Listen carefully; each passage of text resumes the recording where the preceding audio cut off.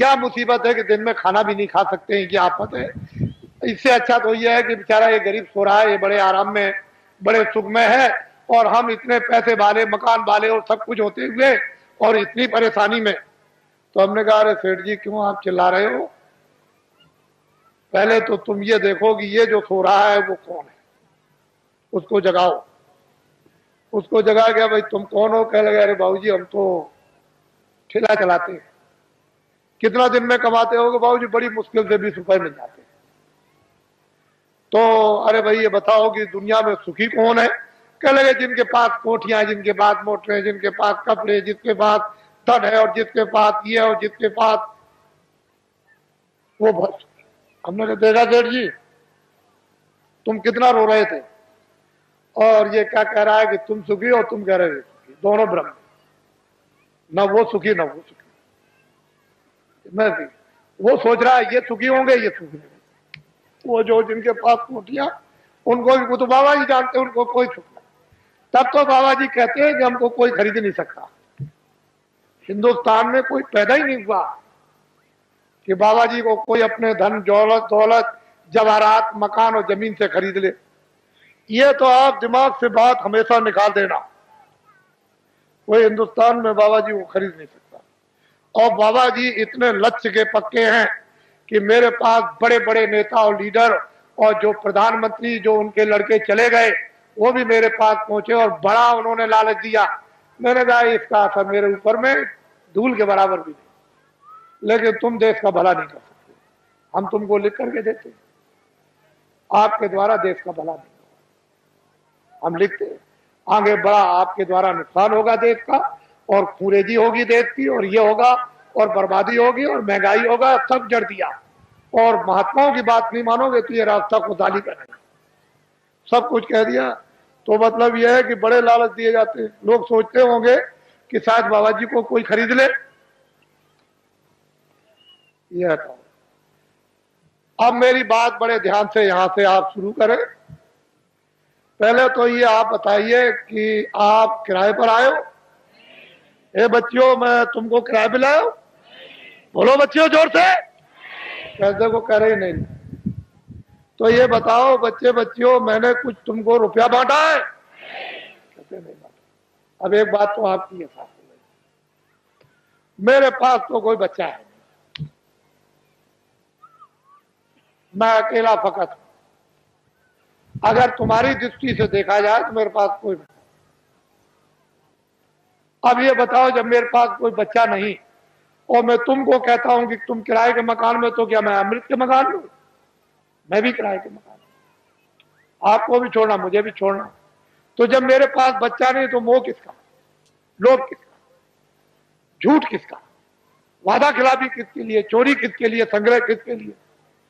तो मैं ये समझता हूं कि ये जितने खड़े बैठे हैं बच्चे बच्चियां ये सब मेरे बच्चे हैं। उस दृष्टि से, ज्ञान दृष्टि से तो सब आप मेरे बच्चे हैं, और संसार की दृष्टि से आप अपने माँ बाप के बच्चे हैं। बात समझ में आई? मोटी बात को समझ लीजिए आप। बाबा जी को तो कोई राष्ट्रपति और प्रधानमंत्री बनना नहीं है, ना इसकी कोई ख्वाहिश है। अब समझ लो अच्छी तरह से आप, कहीं आप सोचने लगो कि नहीं बाबा जी को कोई ख्वाहिश हो। अरे हमको राष्ट्रपति की और प्रधानमंत्री की ख्वाहिश, हमारे पास तो जनता, इतनी जनता रहती है, और क्या है, जो झूठ बोला जाता, धोखा दिया जाता, बेईमानी की जाती, चोरी की जाती है, लोगों को सताया जाता, लोगों का धन इकट्ठा किया जाता, वो तो सब ये सब ये। तो ये भी आपको पता चल गया कि बाबा जी न प्रधानमंत्री बनते, न बनेंगे, न ख्वाहिश है, न इच्छा, न राय। अब ये बातें बिल्कुल आपके सामने साफ हो गई। अब दूसरी बात तो अब कुछ नहीं। अब ये उत्तर प्रदेश में जो ये कहा गया है, अखबारों और रेडियो पर बड़ा जोरदार भाषण जो सीधा दिया गया है, तो लोगों ने सोचा होगा कि अरे भाई बहुत अच्छा है, देश में बड़ी तकलीफ, सूखा और अकाल की आ गई, और बड़े लोग जो हमारे नेता और लीडर है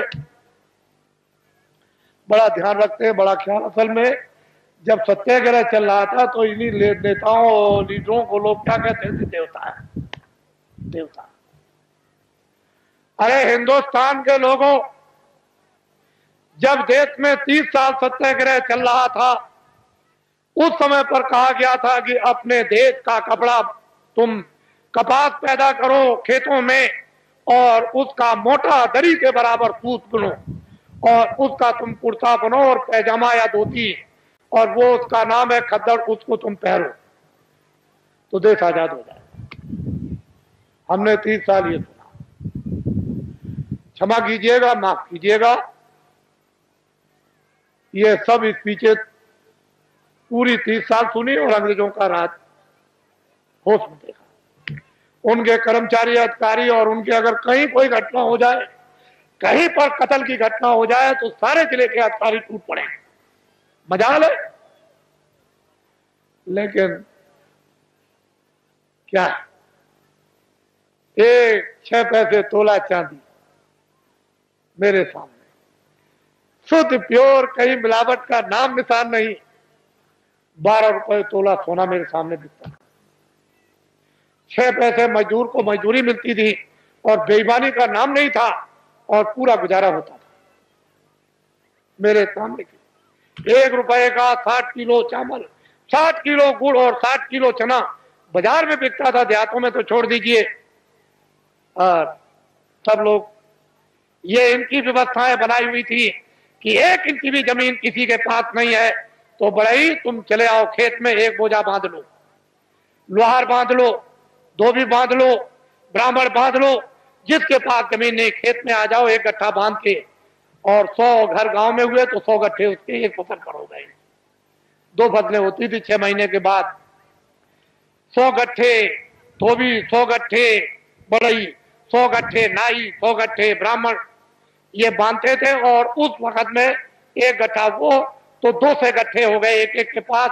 क्या जरूरत है उसको खेती जोतने की और खेती रखने की, उसका तो पूरा। और ये हमारे छत्री और ब्राह्मण चुपचाप बच्चों को भेज दे, चले जाओ नाई के पास अनाज है, बड़ई के पास रखा हुआ, धीरे से सफाई पर ले आओ। और ये चुपचाप भेज करके बच्चों को अनाज रात को अंधेरे में कि हम फसल आएगी घर में अब नहीं है तो जाओ ले आओ और मैं ब्याज के सफाई पर दे देंगे।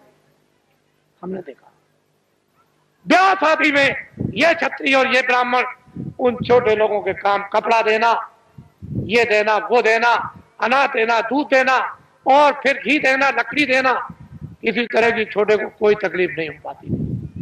हमने देखा कोई छोटों के साथ अन्याय तो कर ले, हम देखते तो हमने देखा 30 साल सत्याग्रह देखा।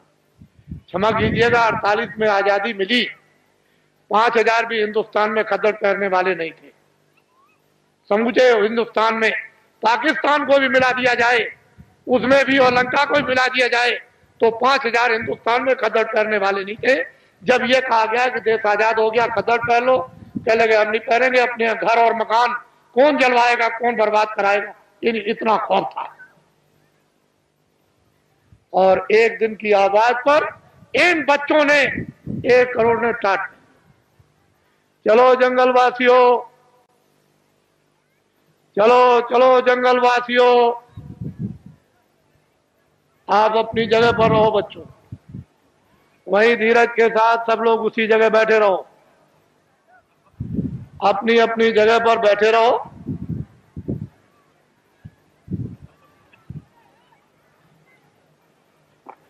सब लोग बैठे रहो और अपनी आंखों से काम लो, कानों से काम लो, बुद्धि से काम लो। जल्दी चलो जंगलवासियों, एक दफे सबके सब भगवान को के नाम को बोलो जोर से, जय गुरुदेव। बैठे रहो बच्चियों, बच्चियों बैठ जाओ,